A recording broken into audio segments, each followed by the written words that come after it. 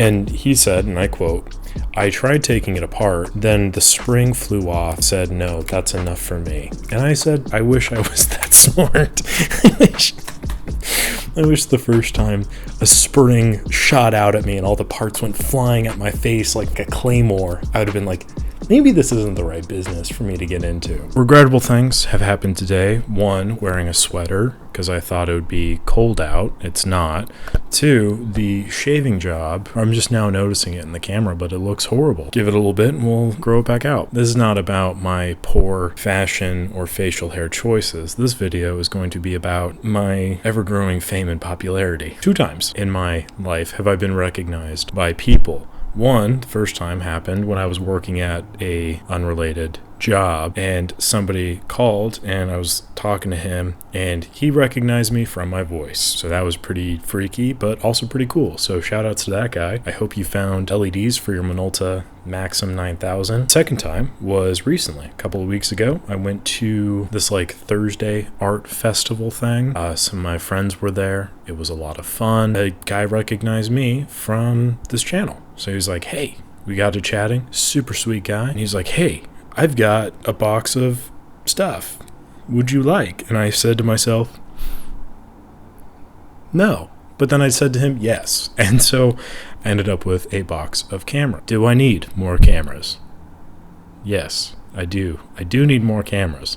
It's like the 2 wolves fighting inside me. This is a classic video of me opening up a bunch of cameras from a box that I probably didn't need. I carried the box up here, and that kind of reinforced the poor decision the sweater was because it's very heavy. It's very hot.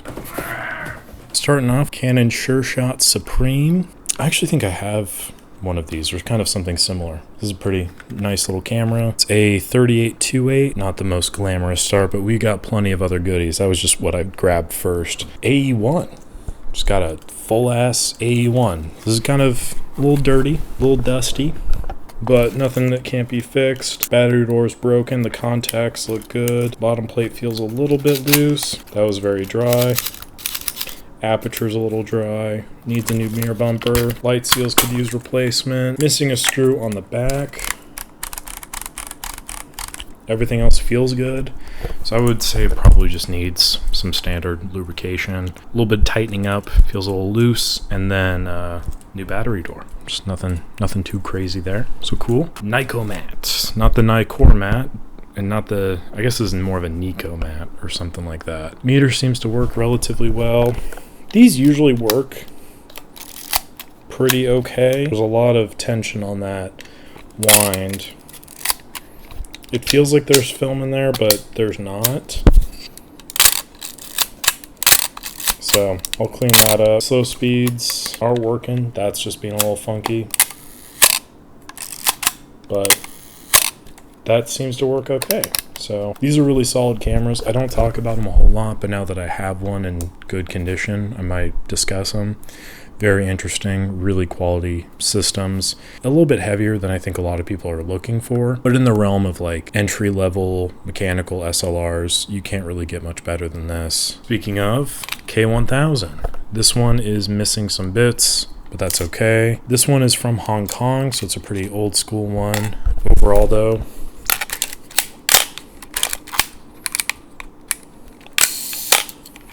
not bad. New mirror bumper, new parts there.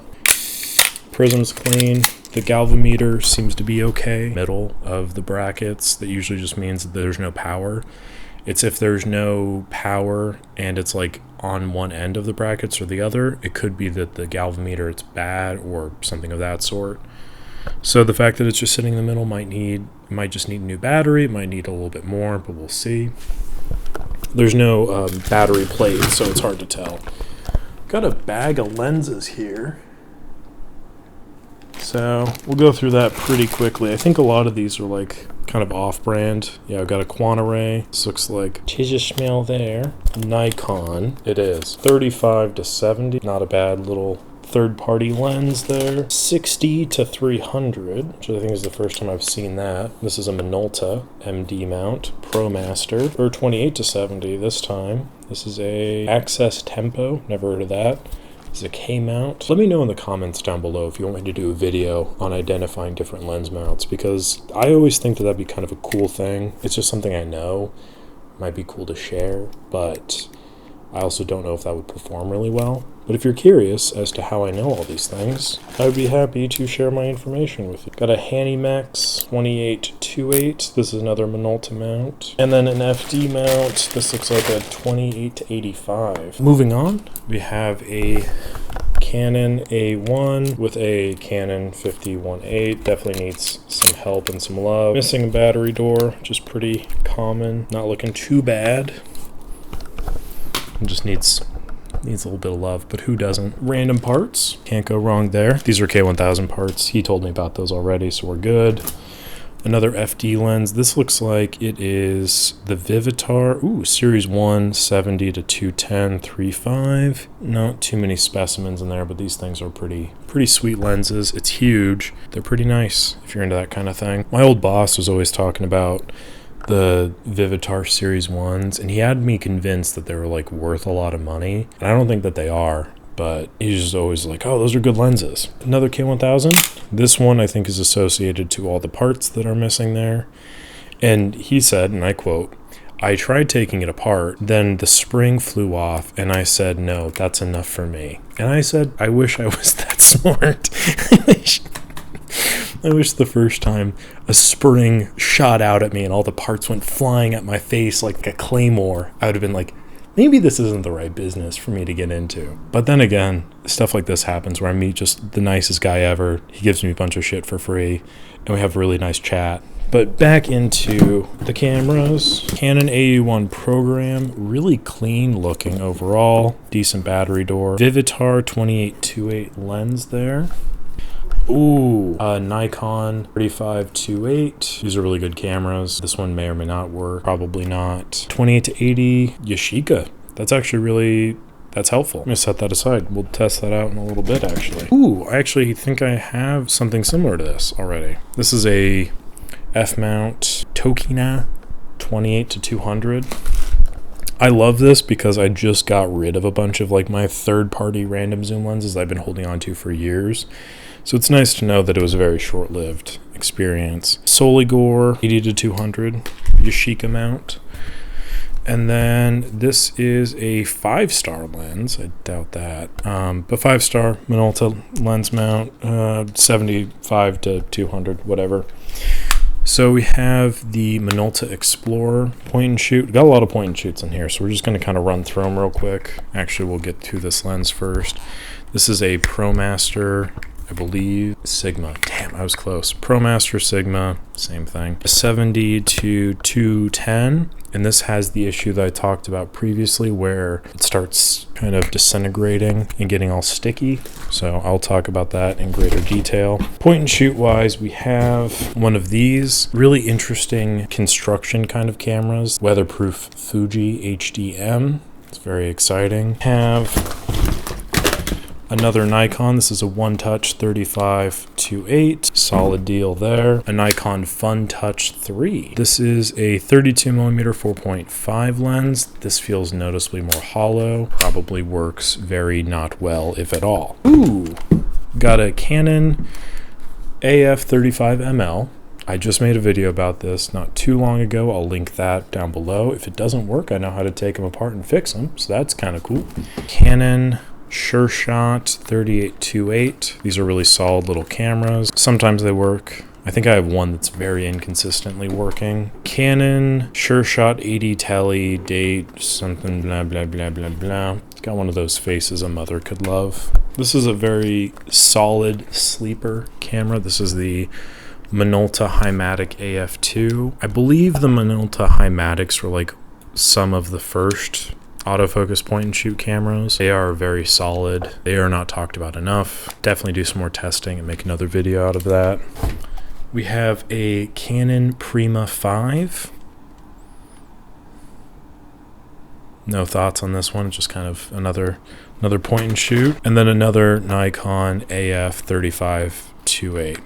All right, so that does it for the point and shoots. The rest we have here are pretty much all bangers, so we'll get into them. Starting off with the Minolta X700. He mentioned that there's a few of these in here. They all have power issues. I'll take his word on it because they typically do.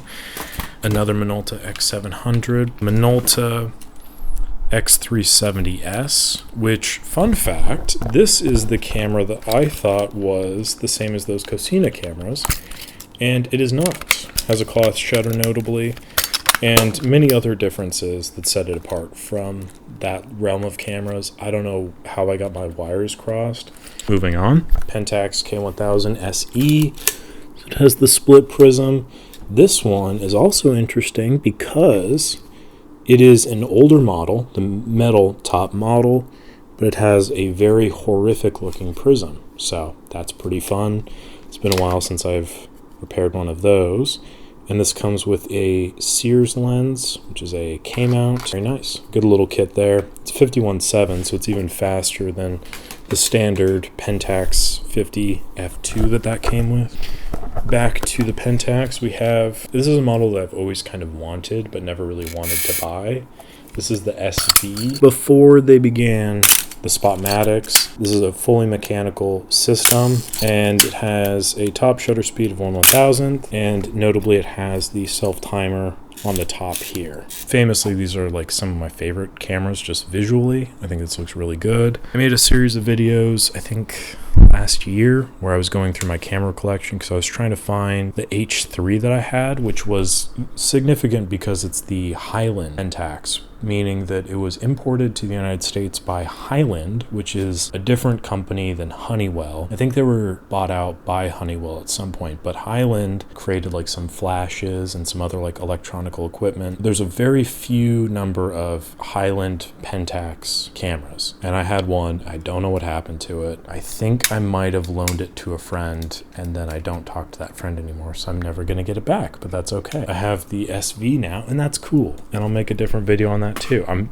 telling you, I've made like 4 videos just out of this box. 5 probably. Canon QL17 G3. The front element on here has a little bit of cobwebs on it, but that's okay. The glass looks really clean. Viewfinder's pretty foggy, but that's kind of standard with these. Shutter's working, so that's cool. Definitely needs new seals, but that's pretty common. 2 A1s.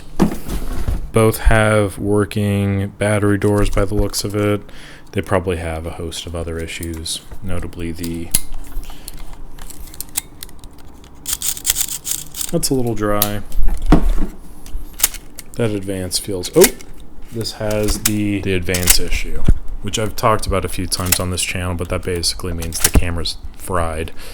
The plastic piece that holds the tension between the stopping mechanism on the advance column has snapped in half, and this thing will not really work. That part needs to be replaced, or if this is a very good camera for parts. Oh, that back door is kind of moldy. I think we have many cameras. I'll put the number here. There's so many here. This is gonna be great. I'm gonna get a few of these working. A lot of these will be good for parts. I don't know what I'm gonna do with the lenses just yet. I feel like I have so many lenses. I can make like a sculpture or something with it. Might set aside a bunch of them and do like a video where I'm just kind of repairing them, or seeing at least a little bit more in depth as to what's wrong with them. So we'll see how that goes. Thank you for watching this video. Always love getting free cameras, especially when they're like really good quality cameras. Like the video if you enjoyed it, subscribe to the channel for more content. Join the channel as well if you would like to become a member. I would appreciate that support, and that'll do it for now. So thank you again for watching. I'll catch you on the next one.